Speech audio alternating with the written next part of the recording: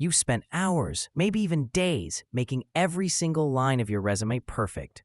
You picked the right font, wrote elegant descriptions of your past jobs, and laid it all out in a beautiful, modern design.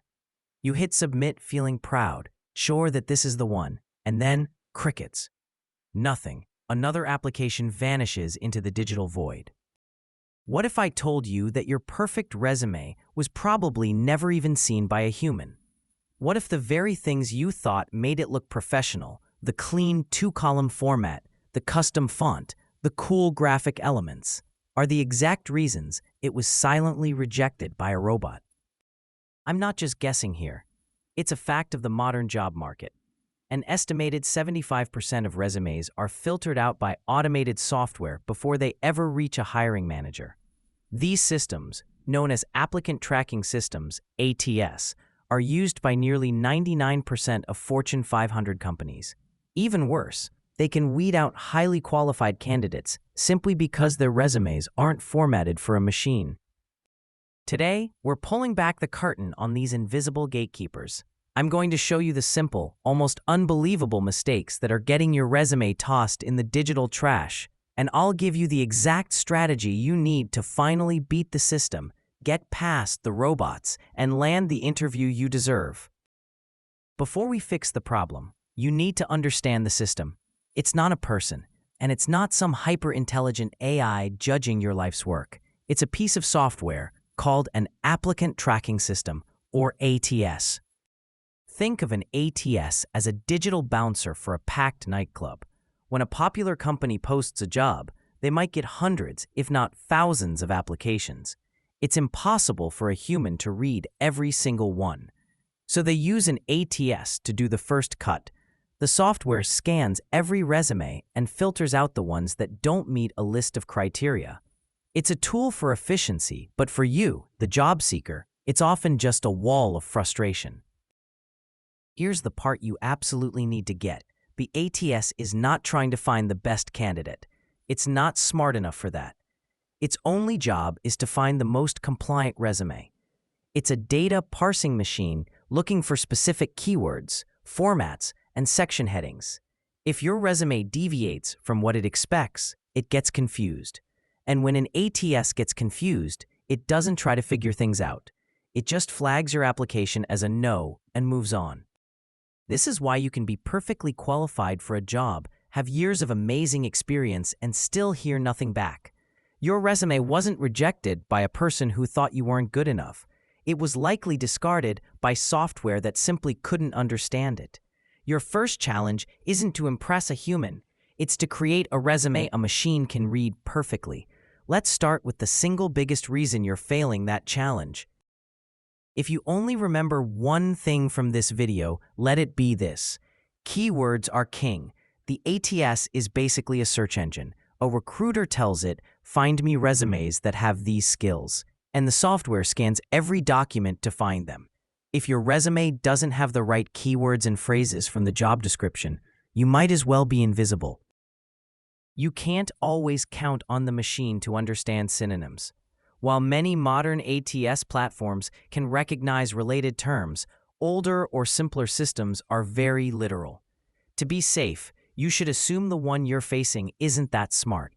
If the job description asks for client relationship management, but your resume says you excelled at building customer rapport, the system might not connect the dots. This is why sending the same generic resume everywhere is the fastest way to get zero results.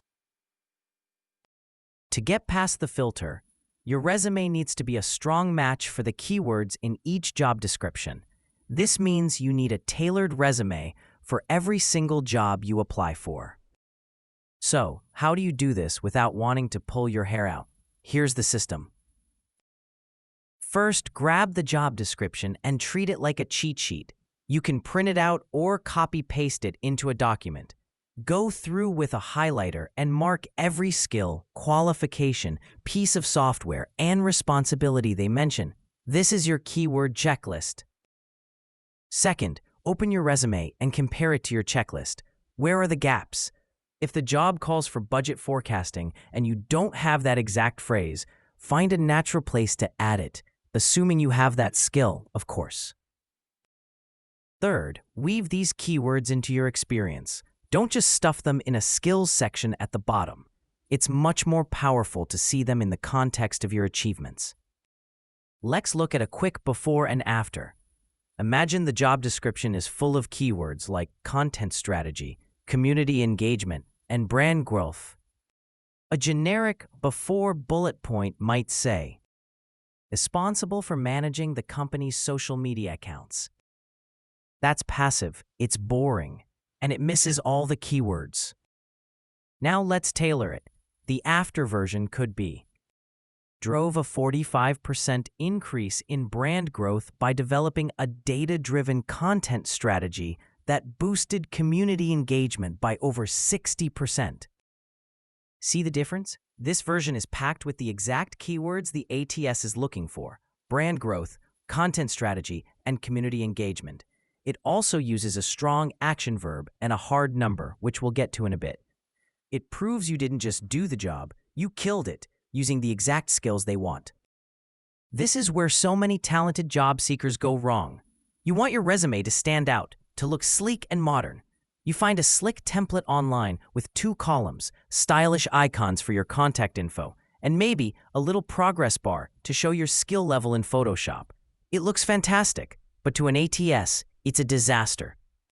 Remember, an ATS doesn't see your resume, it parses it. It basically strips the document down to plain text and tries to make sense of the data. Fancy formatting completely breaks this process. Let's break down the formatting choices that are killing your chances. First, columns. ATS parsers read left to right, line by line. When it hits a 2-column format, it reads the first line of the left column, then the first line of the right column. This turns your experience into gibberish. Your job title from 2018 might get mashed up with your university name. The result? The parser can't find what it's looking for, and you get rejected. Second, tables and text boxes. For the same reason, any information you put inside a table or text box is often invisible. The ATS sees the box, but won't read the text inside it. So if you put your skills or contact info in a nice little box, you might as well have left it blank. Third, headers and footers. A classic mistake. Many people put their name and contact info in the document's header, but many ATS parsers are programmed to ignore headers and footers entirely. The system might parse your experience perfectly, but have no way to contact you. Fourth, fancy fonts and graphics. Those little phone or email icons, the ATS can't read them. Same goes for logos, photos, or those skill rating bars that show your 4 out of 5 stars in something. It's all just meaningless clutter that confuses the machine. Stick to standard, universal fonts like Arial, Calibri, or Times New Roman. The solution is boring, but it works. A simple, single-column document saved as a docx or a text-based PDF. Your creativity should be in how you describe your accomplishments, not in the layout. Now that we know what not to do, let's build a resume that works for both the robot and the human who will eventually read it. The right structure makes all the difference. Here is the winning order that nearly all ATS systems and recruiters prefer. First, at the very top of the page, not in the header, is your contact information. Keep it simple: name, phone number, professional email, and your LinkedIn profile URL. That's it. No need for your full physical address anymore. Second, right below that, a professional summary. This is a short 2 to 4 line paragraph that's your elevator pitch. It's prime real estate for your top keywords and should be tailored to this specific role. A great summary can hook a human reader in seconds. Third, and this is a pro tip, add your skills section right after the summary. Why? When your resume finally gets to a person, they'll only give it a 7-second glance. Putting your most relevant skills at the top makes it easy for them to see you're a match. This is where you can put many of the keywords from your checklist.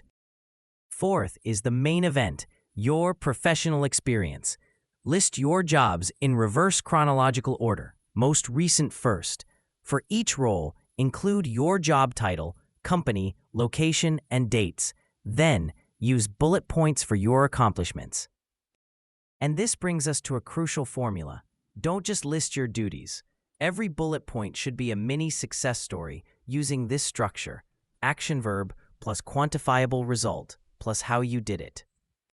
For example, don't say, responsible for email marketing campaigns. Instead, say, launched a new email marketing campaign that generated a 25% increase in lead conversion by implementing audience segmentation and A/B testing.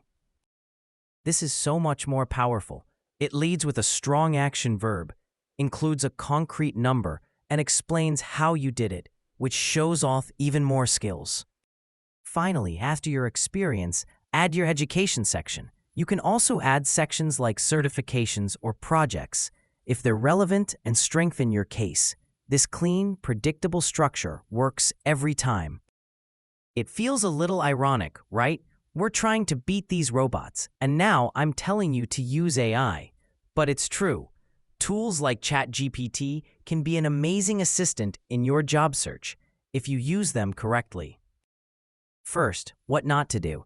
Don't just type, "Write me a resume for a marketing manager." Hiring managers are getting good at spotting generic AI content, and many will reject a resume if they suspect it was written entirely by a robot. It shows a lack of effort.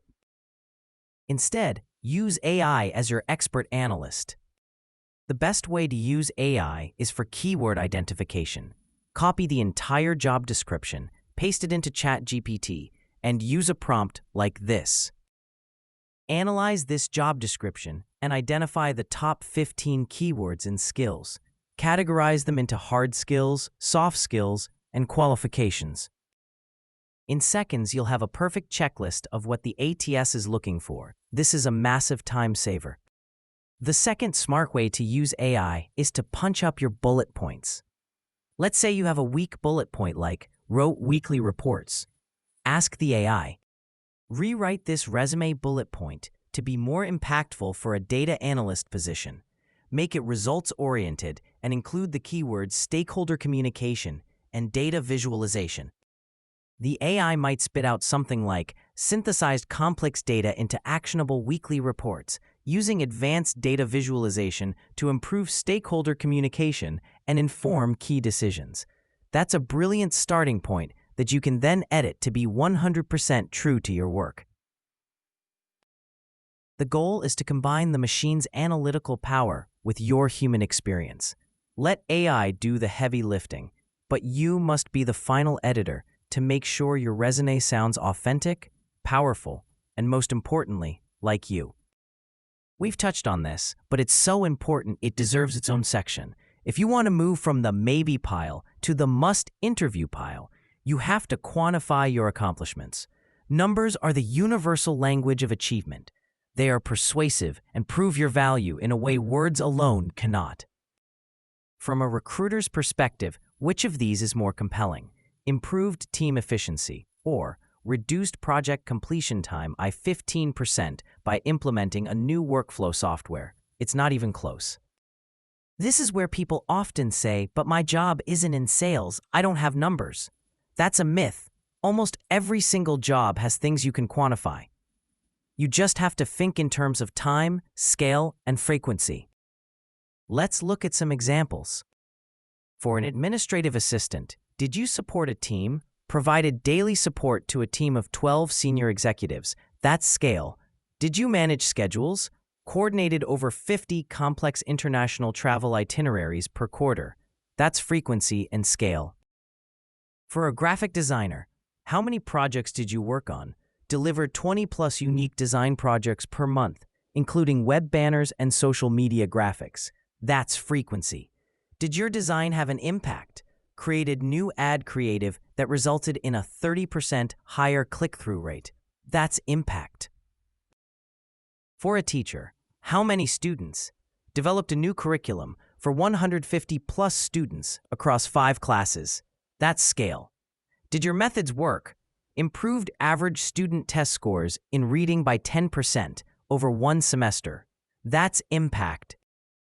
If you really can't find a hard number, use scope.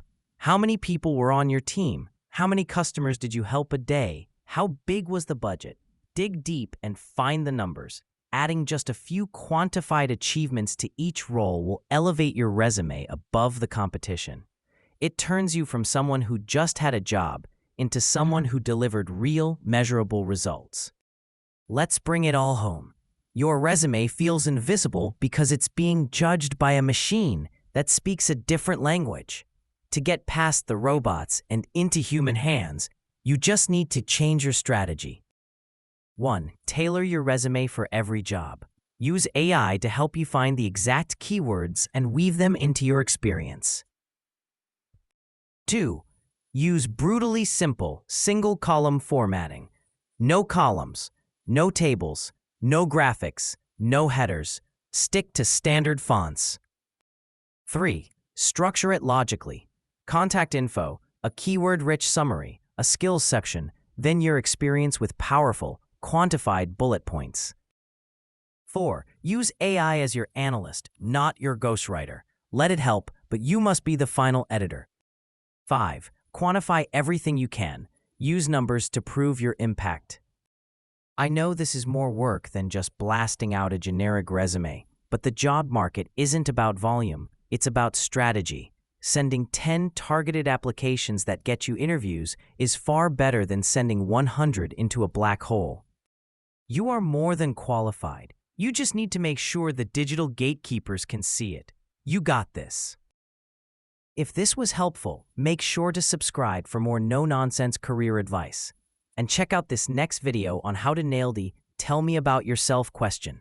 Because once this new resume starts working, you're going to need it. Thanks for watching, and I'll see you in the next one.